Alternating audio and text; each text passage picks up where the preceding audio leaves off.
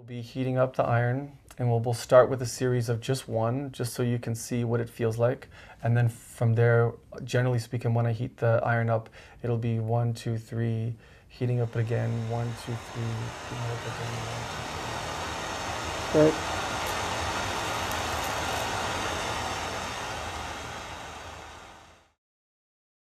My name is Blair. I'm an artist, I'm a painter, but mostly I'm a scarification artist. 15 years ago, I got into body modification through the art of tattoo. And probably about a year and a half after that, I realized that body piercing was far more exciting for me. I liked all the specifics of body piercing and stuff. But at the same time, I was also interested in scarification and branding as well. I guess originally I was inspired about it through a lot of the old National Geographics and a lot of the African cultures and stuff that used to do scarification, primarily cuttings. To me, it's sort of like it had a certain aspect that related to tattoo, but it was a little bit more exotic, a little more different, you know? It just progressed into me working on lots of different people and tattoo artists and piercers and just basically other enthusiasts that also found it as exciting as I did. So I was quite lucky at an early age that I'd enjoyed it so much that I'd sort of followed it. When I got tattooed and pierced, I ended up going to some pretty professional shops. So when it came to me doing scarification on other people, I'd sort of taken those certain principles as to bedside manner and sterilization and a lot of the things that people take for granted nowadays. I'd sort of taken that into the art of scarification. So I started building a portfolio almost immediately. I started doing consultations almost immediately. So I think as it sort of followed through the years, it just became what it is now for me, which is a full-time job. Generally speaking, before a person comes to this stage where we're actually doing the branding itself, there's always a consultation. A consultation is basically where you sit with me or discuss on the phone what your plan is, what you plan to achieve, whether it be a cutting or a branding or a skin peel or something like that. We'll basically discuss what you want. We'll explain aftercare, all the different techniques that are involved. And there's quite a few techniques involved in aftercare. So we'll sort of like cater one more specific to the person and what their outcome is, what the eventual outcome ends up being. And then we'll discuss any changes that might need to be made to the design. So for example, some people will come with a really insanely elaborate design that will look really good on paper, but once it actually becomes a pure white scar, much like this one here, you're not going to be able to see some of the finer details and stuff. So the design might need to be simplified so that it can look good eventually when it does turn pure white. And of course, everyone scars a little bit differently. So some people raise really easily and some people scar really flat.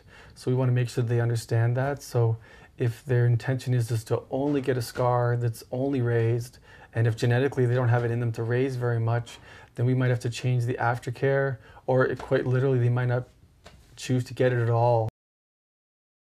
Essentially what we're going to show here today is a technique that I developed in 1992 called multiple strike branding.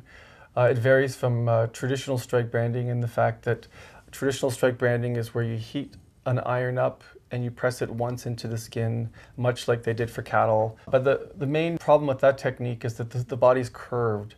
So essentially, if the person moves slightly, or if the person's arm is just slightly curved, the actual tool itself could potentially burn too much in some areas and not enough in other areas.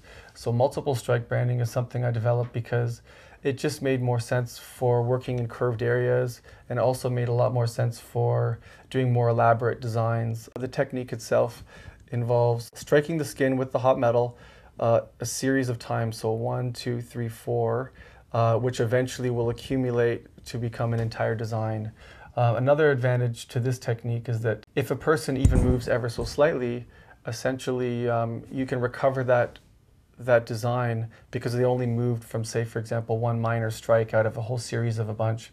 So if it was with one traditional strike branding where it was just one go, if they moved and the design was off by a little bit, the whole design is permanently off. When you get your ear pierced or your belly button pierced or something like that, there's that brief second where it hurts for about a second and then it's over. And strikes are pretty much sort of like that kind of feeling. So it's like once the hot metal touches your skin, you feel it for about a second, and after that, you don't really feel it so much anymore. Much like a piercing, you can do quite a large piece like this one, and afterwards, you can actually tap on your skin, and you surprisingly won't be able to feel it.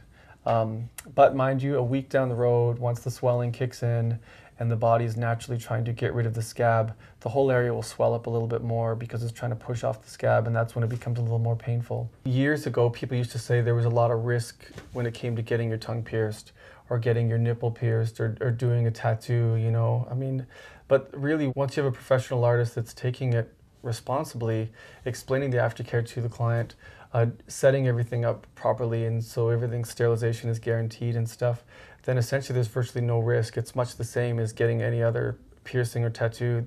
Really, that's it.